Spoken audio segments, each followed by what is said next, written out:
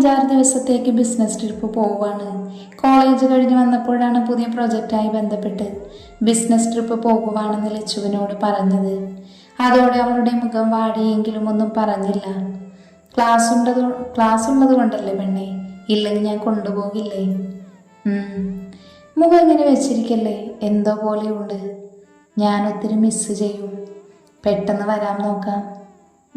ഞാൻ കാത്തിരിക്കും. അവനവളെ ചേർത്ത് പിടിച്ച് നെറ്റിയിൽ ചുംബിച്ചു. എന്നെ ഓർത്ത് വിഷമിച്ചിരിക്കരുത്, പഠിക്കണം കേട്ടോ. എക്സാം അവരായി നന്നായി പഠിക്കണം. എന്താടാ മൂളുന്നേ? ഏയ് ഒന്നുമില്ല. എന്ന് ഞാൻ ഇറങ്ങട്ടെ? ഇപ്പം ഇറങ്ങിയാലേ ഫ്ലൈറ്റ് ഇട്ടു. പോയിട്ട് വാ. അവനവളെ ചേർത്ത് പിടിച്ചു. കണ്ണു നിറഞ്ഞത് അവനറിയാതെ അത് തുടച്ചു കളഞ്ഞു. അവനവളുടെ മുഖം ഉയർത്തി കലങ്ങിയ കണ്ണുകൾ കണ്ടു. അവന് വിഷമം തോന്നിയെങ്കിലും അത് പുറത്തു കാണിക്കാതെ അവളെ ചുംബിച്ച് കണ്ണുകൾ അടച്ചവൾ വിധേയായി നിന്നു. ചുണ്ടുകൾ കടിച്ചെടുത്ത് അവൻ നുണഞ്ഞു. അവൾ അവനെ പുണർന്നു. അവൻ്റെ കൈകളും അവളെ ചുറ്റിപ്പിടിച്ചു. പരസ്പരം ചുംബിച്ച് കുറച്ച് സമയത്തിനു ശേഷം അവൻ പിന്മാറി. അവളുടെ നെറ്റിയിൽ ചുംബിച്ച് അവളെ വിട്ടുമാറി. പോയിട്ട് വരാം. അവൻ ബാഗ് എടുത്ത് മുറിക്ക് പുറത്തേക്ക് ഇറങ്ങി. ലച്ചവൻ പോകുന്നത് നോക്കി നിന്നു. അവൻ മറിഞ്ഞതും അവൾ പൊട്ടിക്കരഞ്ഞുകൊണ്ട് ബെഡിലേക്ക് വീണു. അവൾക്ക് സഹിക്കാൻ കഴിഞ്ഞില്ല. അവൻ പോയത് പ്രണയം പറഞ്ഞ് പരസ്പരം അടുത്തതിനു ശേഷം ആദ്യമായാണ് ഇങ്ങനെ പിരിഞ്ഞിരിക്കുന്നത്. അഗ്നി താഴേക്ക് ഇറങ്ങി ചെന്നു. എല്ലാവരും അവിടെയുണ്ട്. അവൻ്റെ മുഖം വല്ലാതിരിക്കുന്നത് കണ്ടതും എല്ലാവർക്കും വിഷമമായി. എന്നാൽ ഞാൻ പോയിട്ട് വരാം. അവളെ ഒന്ന് നോക്കിയേക്കണം. ഞാൻ വരുമ്പോൾ കരഞ്ഞോട് കിടക്കുന്നുണ്ട്. നീ പോയിട്ട് വാ, അവളെ ഞങ്ങൾ നോക്കിക്കോളാം. കിച്ചു ഇറങ്ങാം. അഗ്നി എല്ലാവരോടും പറഞ്ഞ് പുറത്തേക്ക് ഇറങ്ങി. കിച്ചു അവൻ്റെ കൂടെ പുറത്തേക്ക് പോയി. കല്ലു എന്തേ? മുറിയിലുണ്ട്. ലച്ചുമോളുടെ കൂടെ ഇരിക്കാൻ പറ. അമ്മമാർ കല്ലുവിൻ്റെ അടുത്തേക്ക് പോയി. എയർപോർട്ടിൽ പോകുന്ന വഴി അഗ്നി സൈലന്റ് ആയിരുന്നു. കാരണം അറിയാവുന്നത് കൊണ്ട് കിച്ചു അവനെ ശല്യം ചെയ്തില്ല. കിച്ചു എല്ലാവരുടെയും മേലൊന്ന് കണ്ണു വേണം. ഞാൻ നോക്കിക്കോളാം. നിന്റെ കൂടെ സ്റ്റീഫച്ചായൻ വരുന്നില്ലേ? പുറകെയുണ്ട്. എത്ര ദിവസം കഴിഞ്ഞാൽ തിരിച്ചു വരുന്നേ? Maximum 3 days. ഓക്കെ. അവളെ ഒന്ന് നോക്കിയേക്കണേ. എല്ലാവരും ഉണ്ടല്ലോ. അവൾ ഓക്കെ ആയിക്കോളും. സമയം കിട്ടുമ്പോൾ നീ ഒന്ന് വിളിച്ചാൽ മതി. ലച്ചു ഇന്ന് നിനക്ക് ഫോണ്. ബെഡിൽ കിടക്കുന്ന ലച്ചുവിൻ്റെ അടുത്തേക്ക് വന്ന് കല്ലു പറഞ്ഞു. രാത്രി ഒത്തിരി നിർബന്ധിച്ച് ഭക്ഷണം കഴിപ്പിച്ചിട്ടാണ് അവൾ കിടന്നത്. ലച്ചു കണ്ണു തുറന്ന് ഫോൺ വാങ്ങിച്ചു. ശ്രീ ദേവേട്ടാ. കരയില്ല പെണ്ണേ, എനിക്ക് കാണാതെ പറ്റുന്നില്ല. 2 ദിവസം ഒന്ന് ക്ഷമിക്ക്. കരയില്ല പൊന്നെ, അത് മാത്രം എനിക്ക് സഹിക്കില്ല. ഞാൻ വേഗം വരാം. ഇടയ്ക്ക് വിളിക്കാൻ കേട്ടോ. മൂളാതെ കുഞ്ഞെ, ഞാൻ ഒത്തിരി മിസ് ചെയ്യുന്നു. ഇവിടുത്തെ കാര്യം കഴിഞ്ഞാൽ അപ്പം തന്നെ ഞാൻ വരും. വേഗം വാ. വരാട്ടോ. ഇപ്പം എൻ്റെ കുഞ്ഞ് ഉറങ്ങിക്കോ. ദേവേട്ടൻ കഴിച്ചോ? റൂമിലെത്തി ഫുഡ് കഴിച്ചു. എന്നാ ഉറങ്ങിക്കോ, കരയരുത്. അവൾ കണ്ണടച്ച് കിടന്നു. കരയണമെന്നുണ്ടെങ്കിലും കരയാതെ പിടിച്ചു നിന്നു. ലച്ചു ഞാനിവിടെ കിടക്കാം. വേണ്ട, നീ പൊയ്ക്കോ, ഞാൻ ഒറ്റയ്ക്ക് കിടന്നോളാം. അത് വേണോ? നീ പൊയ്ക്കോ, ഞാൻ ഓക്കെയാ. ശരി, ഇനി കരഞ്ഞോണ്ടിരിക്കാതെ ഉറങ്ങിക്കോ.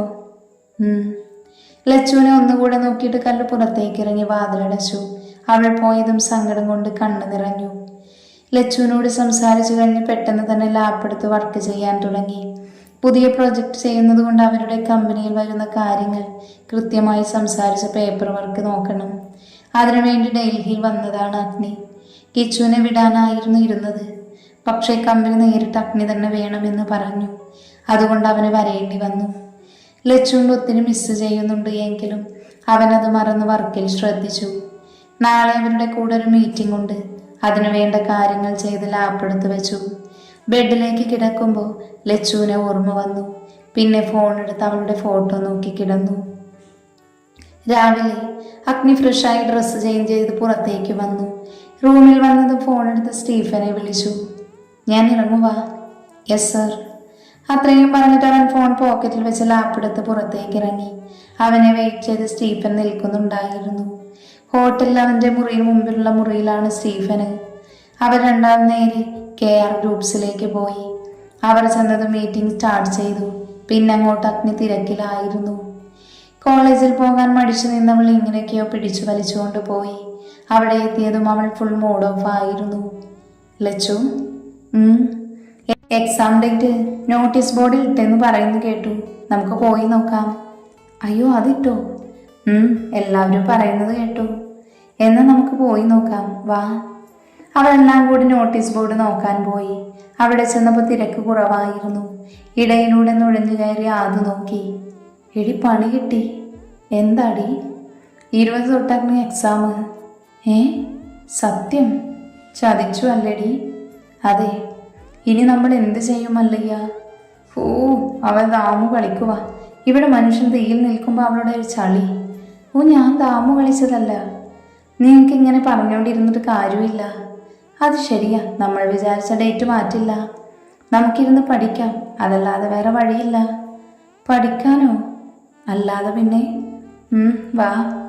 അങ്ങനെ പാട്ടും പാടി ക്ലാസ്സിലെത്തി 4 പേരും. ഇതേ സമയം, കഷ്ടമുണ്ട് കിച്ചേട്ടാ.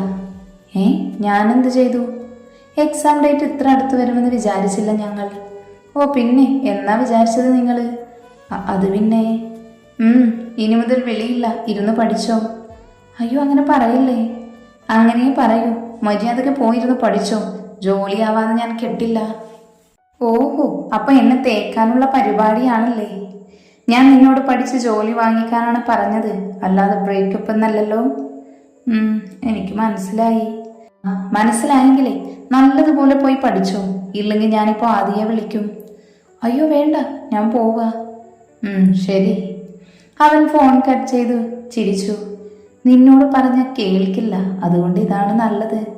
മനസ്സിൽ ചിന്തിച്ച് അവൻ ലാപ്പെടുത്ത് വർക്ക് ചെയ്യാൻ തുടങ്ങി. ഇന്നത്തെ പ്രധാന വാർത്തകൾ. വർമ്മ ഗ്രൂപ്പ്സിന്റെ CEO അഗ്നിദേവ് വർമ്മ പിടിയിൽ.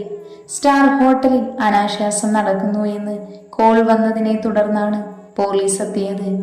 മുറിയിൽ ഒരു പെണ്ണിനൊപ്പമാണ് അറസ്റ്റ് ചെയ്തിരിക്കുന്നത്. നോ! കേട്ട കാര്യത്തിന്റെ ആഘാതത്തിൽ ലച്ചു മയങ്ങി വീണു. അയ്യോ മോളെ! അമ്മമാരും കല്ലുവും കൂടെ അവളെ പിടിച്ച് സോഫയിലേക്ക് കിടത്തി. കിച്ചു, എന്താ കാര്യമെന്ന് അന്വേഷിക്ക്. ഞാൻ സ്റ്റീഫനെ ട്രൈ ചെയ്യുന്നുണ്ട്, പക്ഷെ കിട്ടുന്നില്ല. എന്നാലും ഇതെങ്ങനെ? ചതി അല്ലാതെ വേറൊന്നുമല്ല. അഗ്നിയെ ഞങ്ങൾ അറിയാവുന്നതല്ലേ, അവന് വിശ്വാസമാണ്. എത്രയും പെട്ടെന്ന് ഡൽഹിക്ക് പോകണം. കിച്ചു, നീയും ആദ്യം പോയിട്ട് വാ. ഞാൻ ആദ്യം കൂട്ടി പൊയ്ക്കോളാം. വല്യച്ഛൻ ഇവിടെ വേണം. എന്നങ്ങനെ ചെയ്യാം. ലച്ചു, മോളെ ലച്ചു. ദേവി, കുറച്ച് വെള്ളം തെളിച്ചു നോക്ക്. കള്ള വേഗം വെള്ളം എടുത്തുകൊണ്ട് വന്നു. ദേവിയമ്മ അവളുടെ കയ്യിൽ നിന്ന് അത് വാങ്ങിച്ചു കുറച്ചെടുത്ത് മുഖത്ത് തെളിച്ചു. പതിയെ കണ്ണു ചിമ്മി തുറന്നു. അവൾ പെട്ടെന്ന് ന്യൂസ് ഓർത്തതും ചാടി എഴുന്നേറ്റു. അമ്മേ, ദേവേട്ടൻ! അവൾ കരഞ്ഞുകൊണ്ട് ദേവിയമ്മയെ കെട്ടിപ്പിടിച്ചു. മോൾക്ക് അവന് വിശ്വാസമില്ലേ? ഉണ്ട്, 100% ഉണ്ട്. പക്ഷെ ഇതെങ്ങനെ? ലച്ചു, ഞങ്ങൾ പോയി കാര്യങ്ങൾ അന്വേഷിച്ച് അവനെയും കൊണ്ടേ തിരിച്ചു വരൂ. അവൾ കണ്ണു നിറച്ച് അവനെയൊന്ന് നോക്കി. ലച്ചു, ഏട്ടനും മോൾക്ക് വിശ്വാസമില്ലേ? ഉണ്ട്. അപ്പൊ അവനൊരു കുഴപ്പവും ഇല്ലാതെ തിരിച്ചുകൊണ്ട് വരും. എന്ന് ഞാൻ ആദ്യം ഒന്ന് വിളിക്കട്ടെ? ചെല്ല്. കിച്ചു വേഗം ആദ്യയെ വിളിച്ചു. ഞാൻ അറിഞ്ഞു. എത്രയും പെട്ടെന്ന് നമുക്ക് അവിടെ എത്തണം. ഞാൻ റെഡി, ഇപ്പൊ തന്നെ ഇറങ്ങാം. നീ ഇപ്പൊ ഫ്ലൈറ്റ് ഉണ്ടോ എന്ന് അന്വേഷിച്ചിട്ട് നോക്ക്. ഞാൻ നോക്കാം. ഉണ്ടെങ്കിൽ 2 ടിക്കറ്റ് ബുക്ക് ചെയ്യ്. ഓക്കെ. അവൻ കോള് കട്ട് ചെയ്തു. എന്നാൽ ഞാൻ റെഡിയായി ഇറങ്ങട്ടെ. ചെല്ല്, ഇവിടുത്തെ കാര്യങ്ങൾ ഞങ്ങൾ നോക്കിക്കോളാം. കിച്ചു വേഗം മുറിയിലേക്ക് പോയി. സമയം രാത്രി 10 മണിയാകാൻ പോകുന്നു. ഭക്ഷണം കഴിച്ച് എല്ലാവരും ഹാളിലിരുന്ന് സംസാരിക്കുവാണ്. അച്ചാച്ചനും അച്ഛന്മാരും കിച്ചുവും TV ന്യൂസ് കാണുമ്പോഴാണ് ഇത് കേൾക്കുന്നത്. അങ്ങനെ അവൻ വീണുവല്ലേ? അതെ, പക്ഷേ ഇത് വെറും സിമ്പിൾ.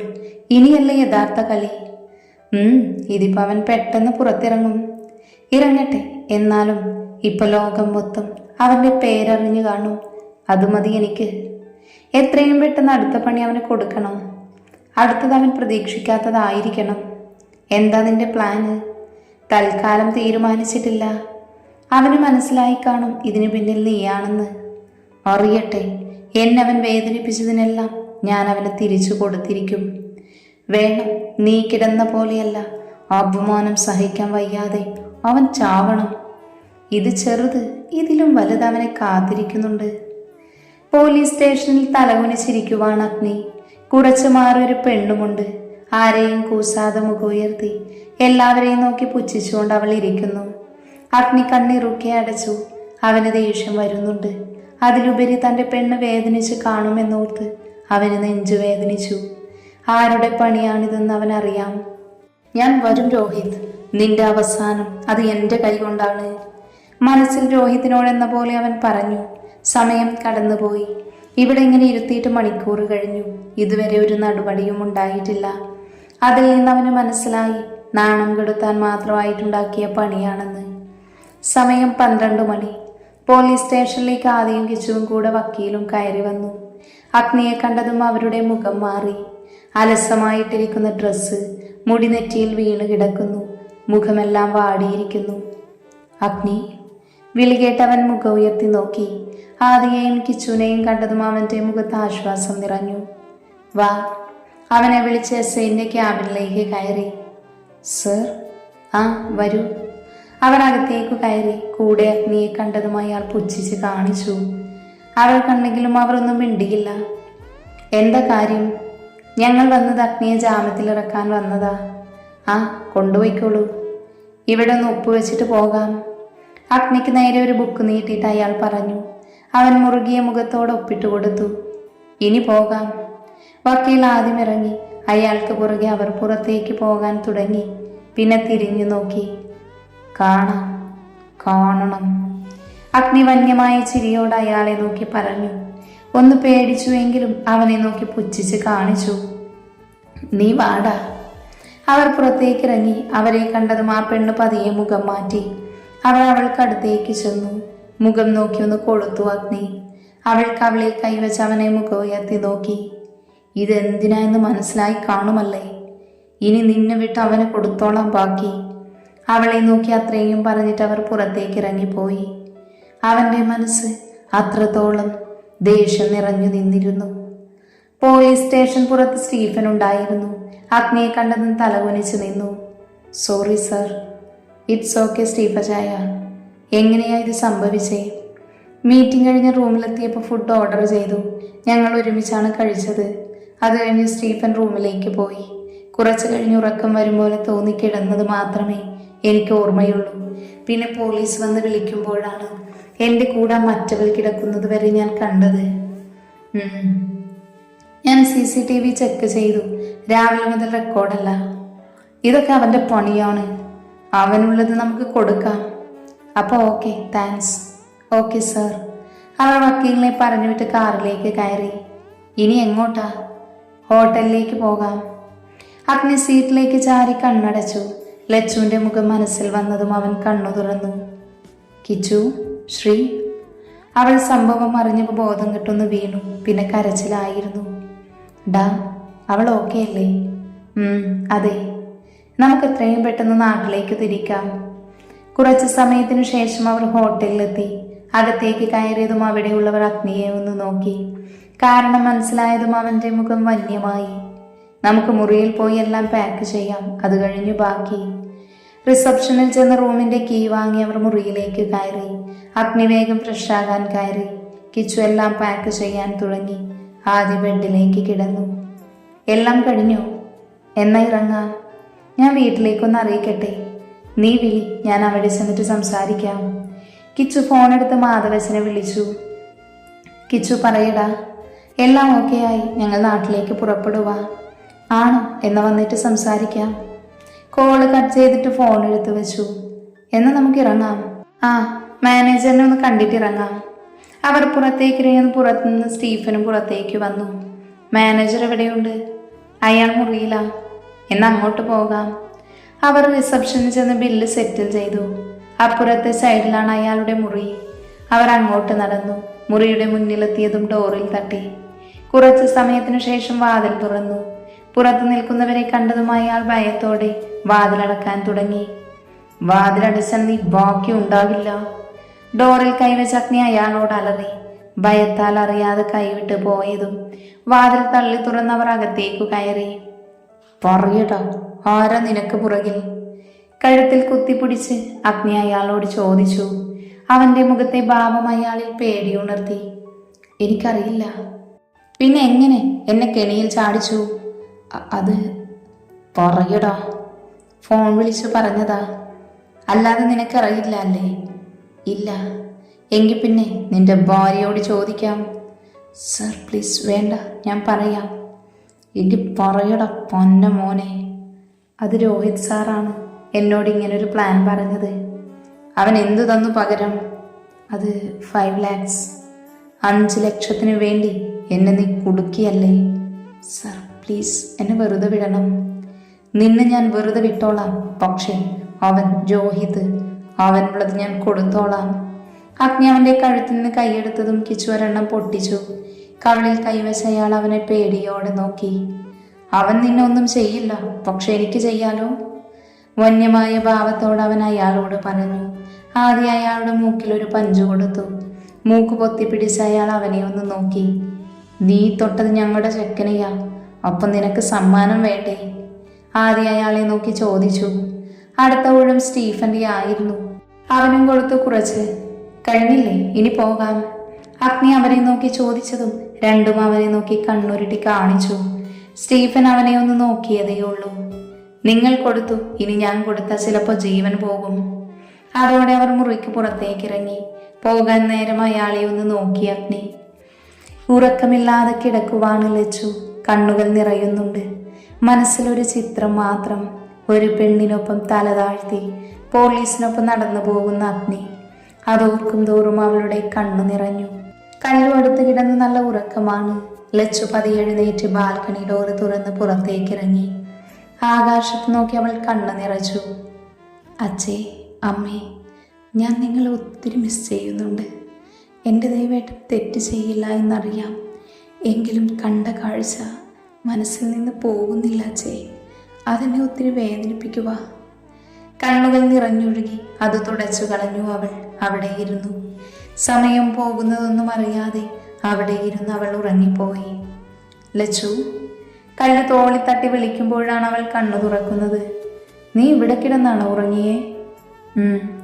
കണ്ണുമുഖവും എല്ലാം വീർത്തു കലങ്ങി. ചുവന്ന് കണ്ണുകളോടെ ലച്ചു കല്ലുവിനെ നോക്കി. എന്താടി ഇത്? എനിക്ക് വയ്യ കല്ലു, എൻ്റെ ദേവേട്ടൻ. ഏട്ടനൊന്നുമില്ല, നീ വന്നൊന്ന് കുളിച്ചെന്തെങ്കിലും കഴിക്ക്. എനിക്കൊന്നും വേണ്ട. അതൊന്നും പറഞ്ഞാൽ പറ്റില്ല.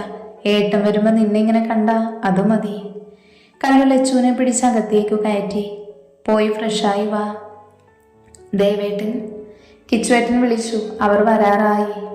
ആണോ? നീ വേഗം കുളിച്ചു വാ. ലച്ചു കണ്ണു തുടച്ചുകൊണ്ട് വാഷ്റൂമിലേക്ക് പോയി. അവളെ ഒന്ന് നോക്കിയിട്ട് കല്ലു അവളുടെ മുറിയിലേക്കും പോയി. ഫ്ലൈറ്റ് ഇറങ്ങി പുറത്തേക്ക് വന്ന് പാർക്ക് ചെയ്ത് അവരുടെ കാറിലേക്ക് കയറി. ആദി, നിന്നെ പോകുന്ന വഴി ഇറക്കാം. ആ മതിയടാ. ഞാൻ ഇന്ന് ഓഫീസിൽ വരുന്നില്ല, നിങ്ങൾ നോക്കിക്കൊള്ളണം. പിന്നൊന്നും മിണ്ടിയില്ല. അഗ്നിയുടെ മനസ്സ് മൊത്തം ലച്ചുവിൻ്റെ അടുത്തായിരുന്നു. അവളുടെ അവസ്ഥ എന്താണ് എന്നറിയാതെ അവൻ വേദനിച്ചു. അതോടൊപ്പം എല്ലാവരും ന്യൂസ് കാണുന്നു. തന്നെ അറിയുന്നവർ മാത്രം അത് സത്യമല്ല എന്ന് മനസ്സിലാക്കും. അല്ലാത്തവർ. അതവനെ വേദനിപ്പിച്ചു. ഇതിനു ഞാൻ നിനക്ക് തരുന്നത് ഏറ്റവും വലിയ വേദനയായിരിക്കും രോഹിത്. മനസ്സിൽ ഉറപ്പിച്ചുകൊണ്ട് അവൻ കണ്ണടച്ച് കിടന്നു. ആദ്യയിരക്ക് നേരെ അവർ വീട്ടിലേക്ക് വിട്ടു. കാർ നിർത്തിയതും അഗ്നി പുറത്തേക്ക് ഇറങ്ങി. ഹാളിലേക്ക് കയറിയതും ലച്ചൊഴിച്ച് എല്ലാവരും അവിടെയുണ്ട്. അഗ്നി. അച്ഛ, ഒന്നുമില്ല. എന്നാലും ഇങ്ങനെയൊന്നും നമ്മൾ വിചാരിച്ചില്ല. ഇത് കാരണം നമ്മുടെ പ്രൊജക്റ്റ് നഷ്ടപ്പെടുമോ? ഇല്ല, അവർ വിളിച്ചിരുന്നു. ഞാൻ കാര്യങ്ങൾ പറഞ്ഞിട്ടുണ്ട്. അവൻ്റെ മിഴികൾ ചുറ്റും ഓടി നടന്നു. ആഗ്രഹിച്ച ആളെ കാണാതായതും അവൻ വല്ലാതെയായി. പോയി കുളിച്ചിട്ട് വാ, എന്തെങ്കിലും കഴിക്കാം. അവനൊന്ന് മൂളിയിട്ട് മുറിയിലേക്ക് പോയി.